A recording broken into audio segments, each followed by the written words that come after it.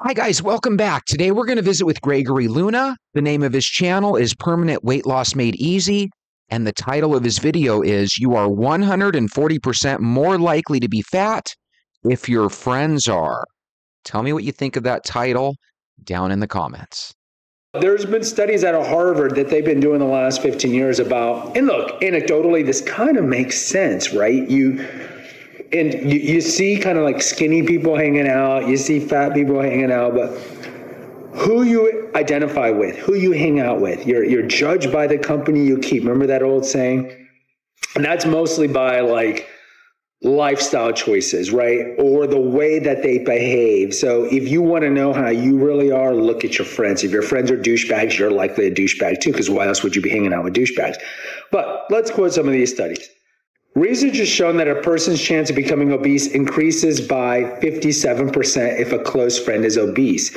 Now, I'll get to the siblings in a second. Now, I've actually seen other stats that say 140%. This study is from 10 years ago. So now I've seen the study that say 140% if your friends are overweight. Now, look, again, anecdotally, why does this make sense? Well, it's the same thing about like drinking alcohol, right? If you are an inveterate drinker and let's say you have a major drinking problem and you're wanting to stop drinking, more often than not, your friends, as much as they're going to say they're cool with it, are not going to be cool with it. Because when you're in something dysfunctional, you're more likely to reinforce each other's dysfunction. And so what you do is, oh yeah, you want to stop drinking? Cool. And then next thing you know, you're not getting phone calls to hang out with them anymore, right? Because now you're breaking away. And on some intuitive level, they know that what they're doing is not good for them, or it's wrong or sin or whatever it is. And so, yeah, they might be like, cool, I'm glad you're doing that, even though they're not, right? Schadenfreude. But they're going to say the right thing. And the right thing is, oh yeah, cool, you want to stop. And so when you're hanging out with obese people, chances are just your lifestyle choices are going to be pretty similar. And obese people as a whole are not exercising, as a whole are doing lifestyle choices that are not constructive. All right, so let's take a look at that and kind of see where we go with it. So Gregory is bringing up the point that if you're trying to quit drinking alcohol, the thing you want to do is probably stop hanging around other friends that are actively drinking alcohol. And your friends that are drinking alcohol probably are going to be pretty put off by the idea that you're stopping, right? So you're going to have a little bit of conflict there. So here's the situation that you have to think about. Your best friend has a weight problem. Do you want to ditch that friend potentially? Because more than likely, that friend is enforcing some or reinforcing some bad habits within you. Midnight runs to Taco Bell, buying junk food together. And so if you're hanging out with other people who are not taking care of their health, you're less likely to be taking care of your health, right? Just obvious logic here. And so this is something important to know. And we kind of have this idea with the toxic friends, right? Toxic family. Like if somebody is abusive to you, if somebody doesn't wish you the best, if someone's always bringing drama to your life, if someone is bringing stress to your life, what do they tell you? Toxic people eliminate from your life. And so you might want to look around if you're still overweight and see, well, you know, if I'm surrounded by overweight people, I'm more likely not to be able to lose the weight. Oh, Gregory, that's so mean. You know, I got to ditch my friend so I can lose weight. I'm just telling you what the studies show. So Gregory again brings up a really good point here. The studies show that if you do ditch that friend, there's a chance that you'll probably start succeeding at losing weight. But here's what I think.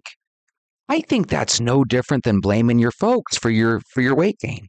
I think that's no different than blaming your ex-husband or your ex-wife for your weight gain.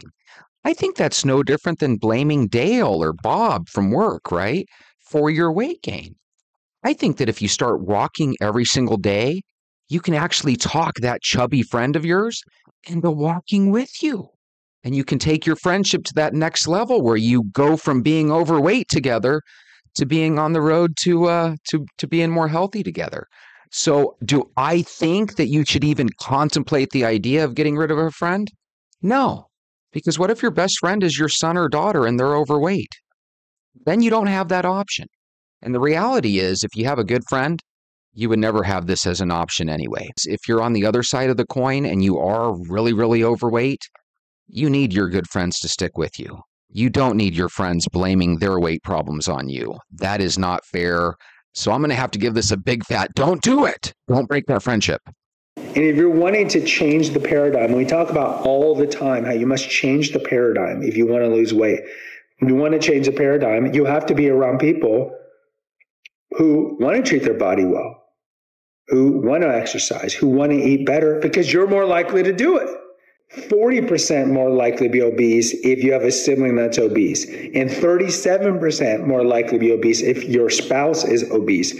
We've talked about this before on an earlier episode a couple years ago, but like, what do you do when you're trying to lose weight and your spouse is not interested or is actually actively or passively thwarting you from losing? Oh, you don't have to go work out. Oh yeah, that you're like, honey, I don't want any junk food. I don't want any ultra processed food in this house. So can we get it out? And then the next thing you know, she still has it in there to tempt you. That's a problem. But look at these issues. Look at it. So if you're surrounding yourself with fat people, you're more likely to be fat. So you have to make a choice, guys. You have to make a choice. I look at my life. The majority of people in my life have pretty good exercise habits. In their regular way. Not everybody, with family too. It's not like you're going to, given that 75% of Americans are overweight and 40% are obese, good chance that you have people in your family that are not going to be in good shape. You're not going to estrange yourself from them just because they might be overweight. I think the more important thing is look at your friends. Look at the people that you surround yourself with. I'm not saying that you have to necessarily cut out your fat friends, but get new friends. Get new friends at the gym. Join pickleball. Join CrossFit. Join groups where they exercise together. Go to Overeaters Anonymous. Whatever it is, but make new friends that have good habits. Every dark cloud does have a silver lining, right? And you think he's going to say, no, get rid of your friends. This is where you have to make a choice. And he throws that up there as an option. But ultimately, he's saying, hey, instead of getting rid of your close and personal friends, just get some good new friends, some new friends that like to go to the gym, some new friends that like to go for walks. Or you know what you can do? You can really start with the man or woman in the mirror and just start going for walks. And when your friends see how much you enjoy it, they'll join you on the walks and you can start helping them lose weight too. So that makes me your skinny friend that wants to take you for a walk. So go get your shoes and let's go for a walk.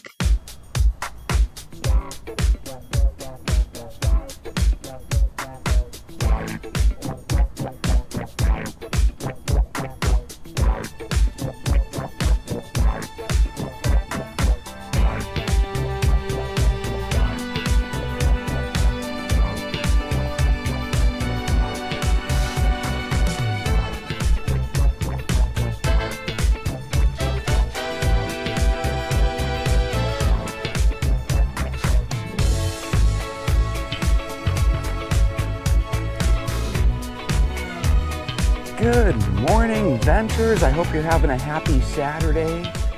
So, wow, 4th of July weekend. I don't know about you guys, but where I live in Arizona, we have just as many fireworks literally within our neighborhood as we do at different locations around the valley where they actually have official drive-up sites where you and the family can enjoy fireworks. So, once upon a time, we used to have to drive to a college or, a certain event to enjoy the fireworks.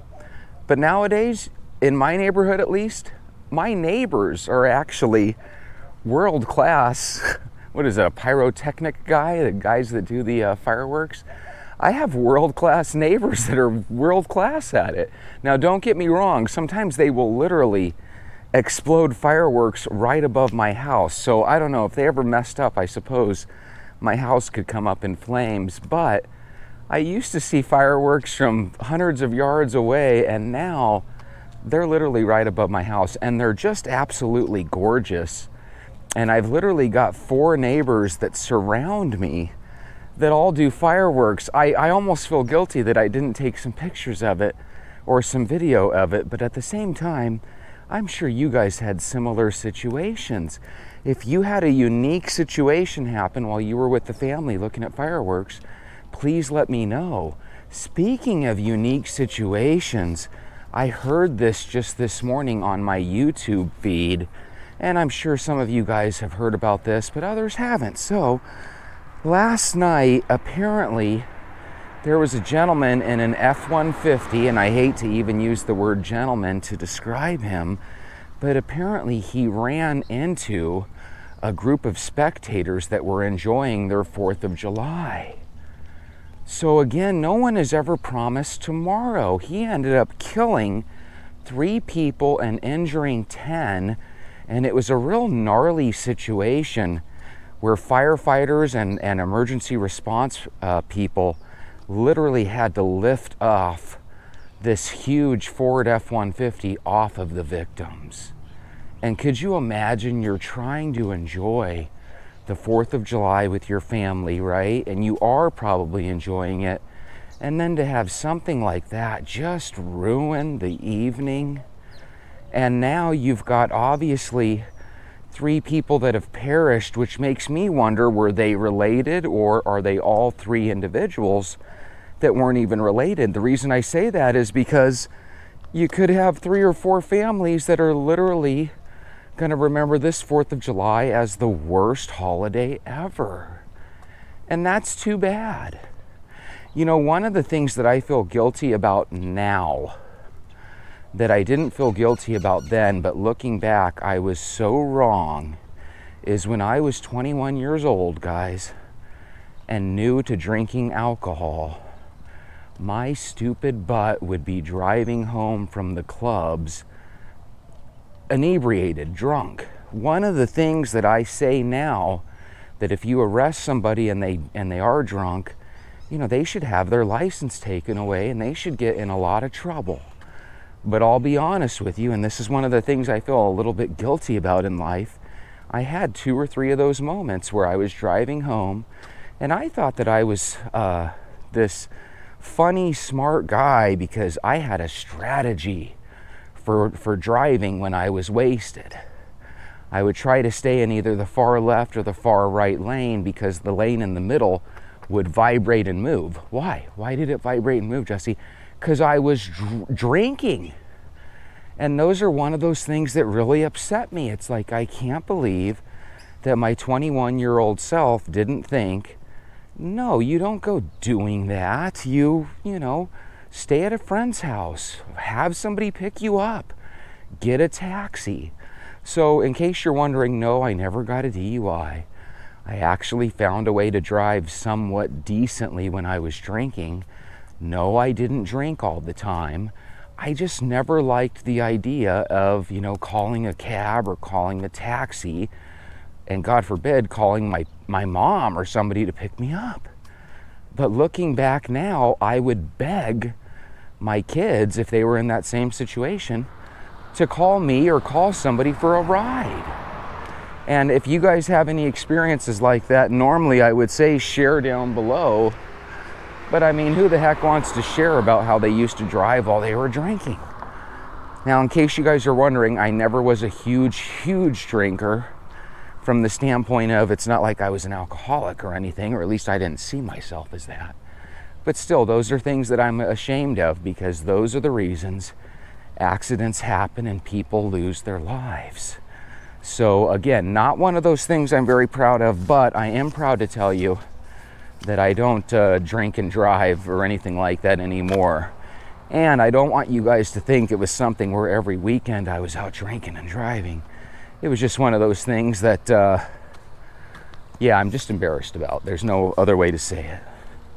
Guys, on another note, you guys might have heard about this all around the world. I thought this was kind of interesting. The U.S. Marshal Services found 200 kids that were missing in an operation called We Will Find You 2.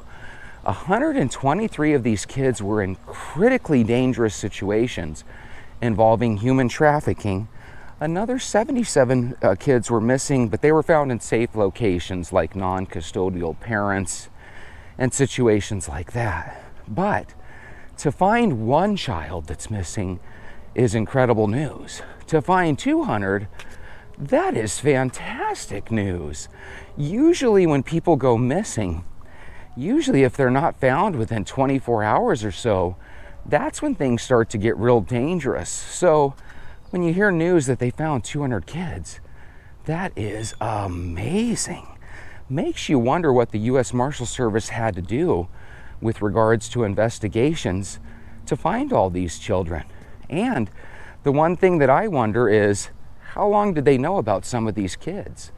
Because think about it, you know about the situation, and then you get your forces up, and then you go out, deploy those forces, and recover those kids. Just makes you wonder, did they know about those kids for a couple days and they moved right in? Or did they know about these kids' situations for a couple months? And the reason I ask about that is because when you're dealing with human sex trafficking, you know, every day counts. So even though it sounds like a great story, right? I'd still like to know deep down, how long did they know about some of these kids' whereabouts? Because if they could have rescued them a month ago, you know, before they had these interactions with adults, it would be nice to get them sooner rather than later. Tell me what your guys' thoughts are in the comments. Keep in mind, there are thousands that are still missing. So if in addition to these 200 kids they rescued, if you come to find out that they know about the whereabouts of others, I hope they don't delay. I hope they hit the gas pedal and get all those kids.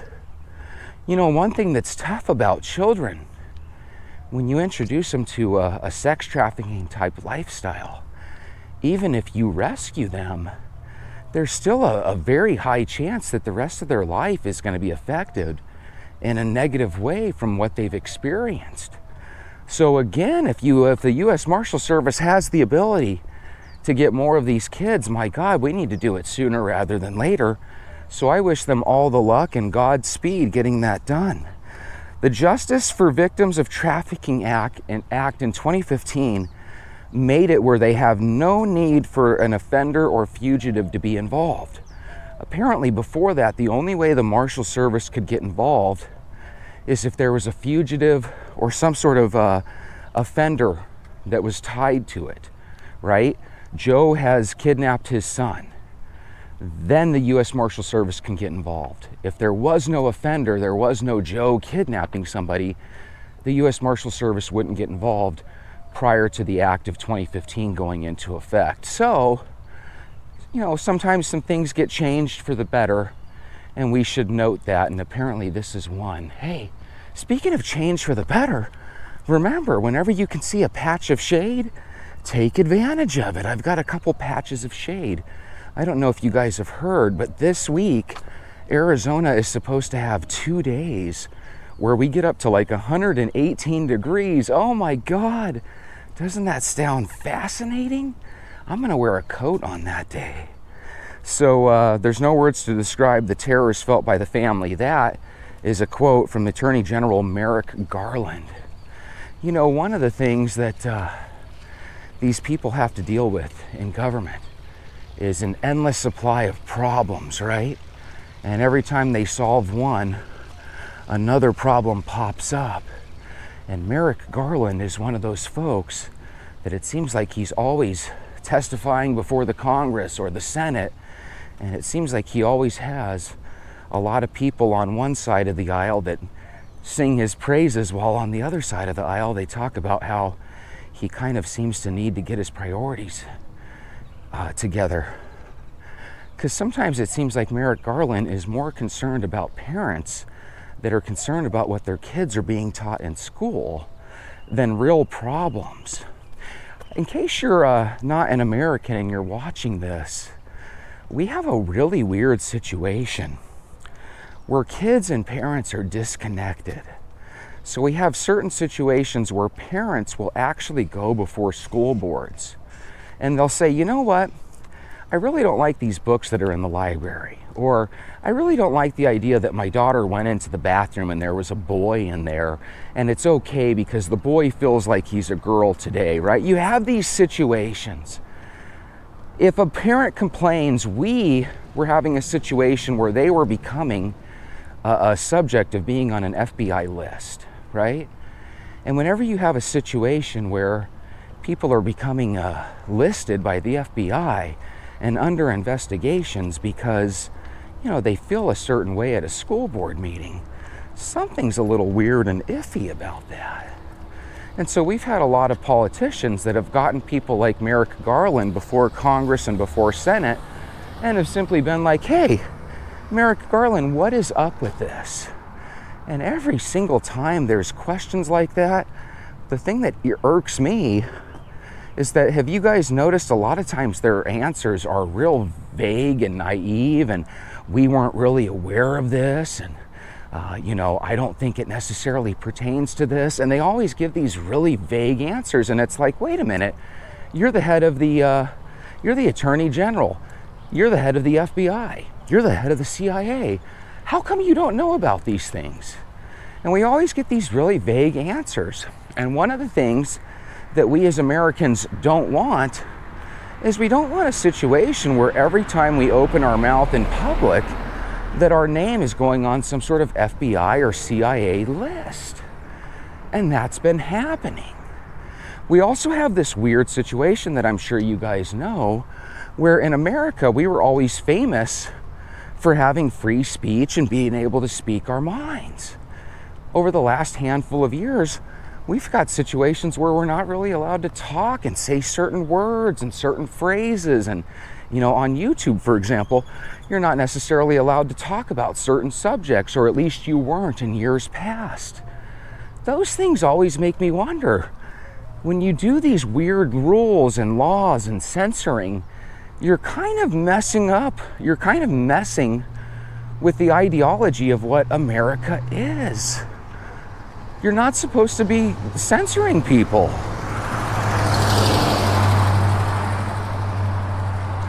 We have a lot of weird things. I feel like Amazon is trying to pull a monopoly. I feel like the FBI and CIA are trying to separate kids from their parents, not physically, but that emotional breakage where, you know, we lead kids to believe that their privacy and everything is very important to them, but their privacy is not against strangers, right? Keeping their information private from strangers.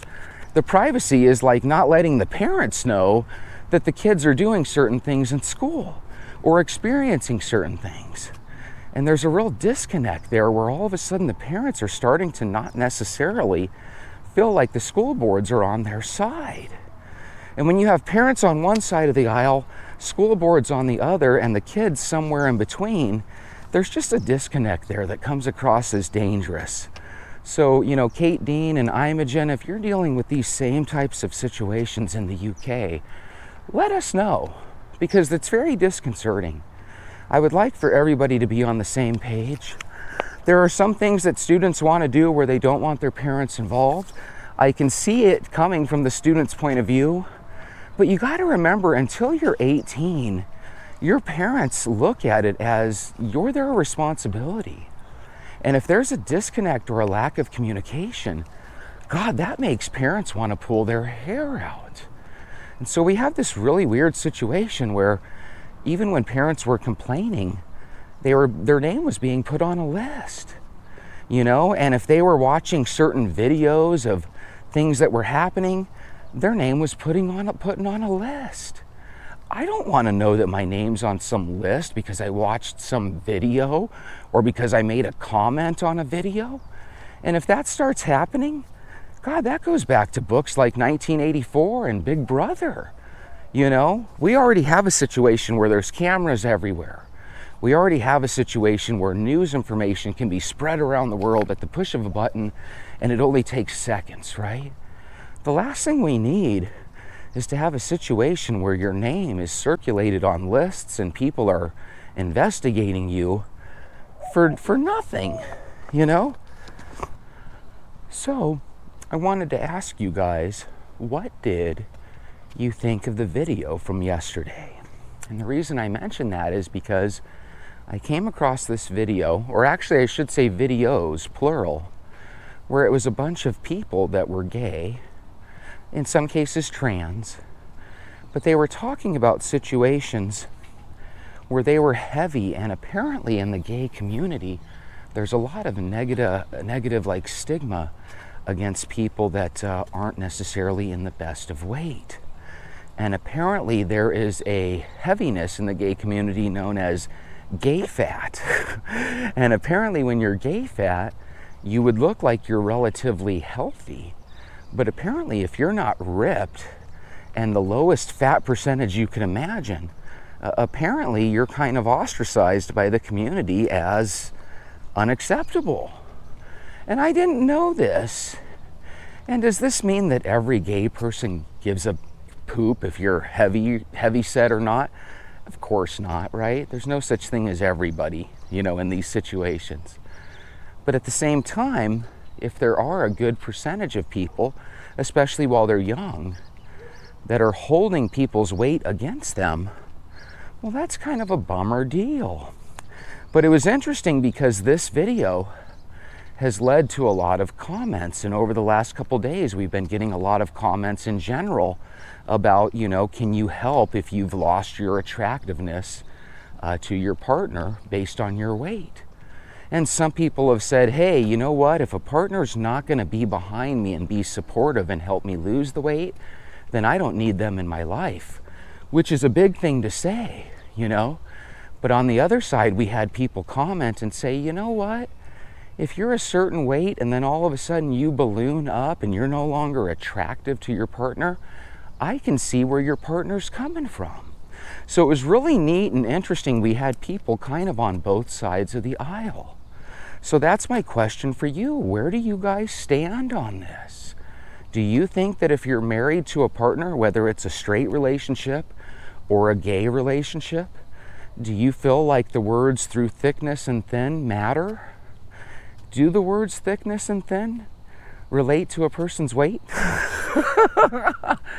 No, but seriously, you marry somebody and let's say they're, you know, 5'3", 130 pounds, right? Or 100 pounds. And then all of a sudden, 5-6 years later, you know, they're 190 pounds. Are those grounds to separate? Are those grounds to divorce? Or is that when you need to be a good spouse and start hitting the gym with your significant other and getting them back to that ideal weight? In other words, are you supposed to marry somebody for better or worse? Or are those just words that we say that we don't really mean? Is marriage supposed to be forever? Or is it really just this legal contract for boyfriends and girlfriends to have until they get separated? Because if marriage isn't forever, then it sounds like it's just a legal contract for boyfriends and girlfriends. And I don't want to look at it that way. So by the way, we have a birthday coming up on the 12th, Shawn Ayton. And Shawn has been married for 26 years, and Shawn is turning the big 5-0. Shawn, do you realize that when you were married at the age of 24, do you realize that was a whole lifetime ago? If lives only lasted for 24 years, Shawn, then that means in your first life, that's already come and gone. You got married at the age of 24, and since then you've gone an additional 25 or 26 years as a married man. That's a whole lifetime. And when people tell you that, hey, you know, 55% of marriages don't go beyond, you know, a handful of years, and here you are in year 26, that is just an amazing accomplishment. So go, Shawn. Shawn is always a very encouraging venter. He lets us know every day that, hey, it's day such and such, and have a good walk. And oh, by the way, today I walked 6 miles. Today I walked 10 miles. Shawn, keep that work up. Mala, you're another one. You've always got positive, encouraging words. Mala can't wait every day to get on a lunch break or to get out of work so she can join us on a walk. The only thing that holds up Mala's morning walk every day is her work meetings. Tell those people at work you're tired of those meetings. You want to go on a walk and you want to get paid for it. Mala, you're probably getting paid for your walks every day, aren't you? That would be funny. You know, sometimes when people work from home, you're able to set up stuff where most people would get fired for what we do. God, I'm pumped today. This is one of those days where I feel like it's Monday, but it's actually Friday. So I'm gonna go in, I'm gonna have a great 7 or 8 hours of work, and then it'll be time for the weekend, yay!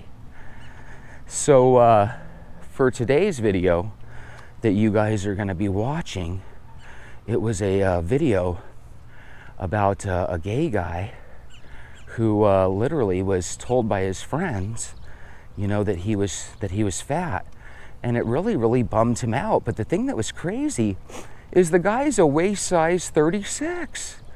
And I don't know about you guys out there that are watching, but many of us would kill to be a waist size 36. He was saying that his friends from high school were waist size 32. Sir, that's gonna change. You know, that's gonna change. I'm a waist size 32 right now, right? But I'm kind of a 1% person in that regard. Most people in their 30s, 40s, and 50s are not a waist size 32.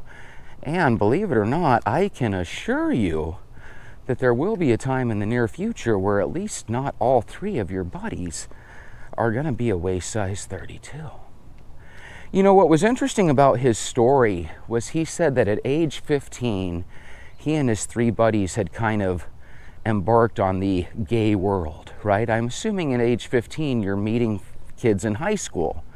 And for all I know, he might have been friends with his three buddies since grade school. And what's really fascinating to me is I feel like when I grew up, I felt like it was difficult to find 3 or 4 gay kids in the whole school. And apparently he's grown up with 3 or 4 gay buddies the whole time. Which leads me to wonder, if you knew that your son and his buddies were gay, would you allow a sleepover?